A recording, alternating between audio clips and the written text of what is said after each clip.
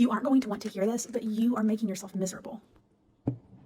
I know I'm not the only one who has experienced hardships in life and has overcome so much, but it leaves a scar, and that scar is anxiety, and it's self-doubt, and it's self-sabotage. And reading this book, investing 2 hours in reading this book, taught me so much and really changed my outlook. I want to show you some of the lessons I learned from this book. So right away, it says our feelings do not come from external events, but from our own thinking about the events. Nothing is really making us miserable except what's going on in our heads. So the root cause of our suffering is our own thinking.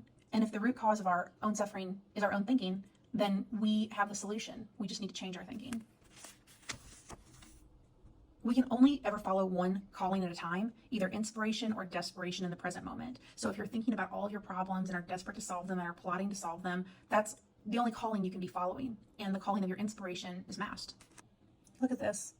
When goals are created out of desperation, we feel an immense sense of scarcity and urgency. It feels heavy like a burden. We may even feel daunted by the colossal task we've just committed ourselves to. Imposter syndrome and self-doubt begin to manifest, and we always feel like we never have enough time for anything. We go about our lives frantically, desperately searching for answers and ways to accomplish our goals faster, always looking externally, never feeling enough or that we can get enough. That's when you know your goals are coming out of desperation instead of coming out of inspiration. It says, on the other hand, goals and dreams created out of inspiration, which comes from thought, which is different than thinking, feel light, energizing, uplifting, and expansive. So when you have an idea and it makes you feel excited, joyful, and inspired, that's coming from your inspiration. That's coming from your instincts. That's coming from your higher thoughts.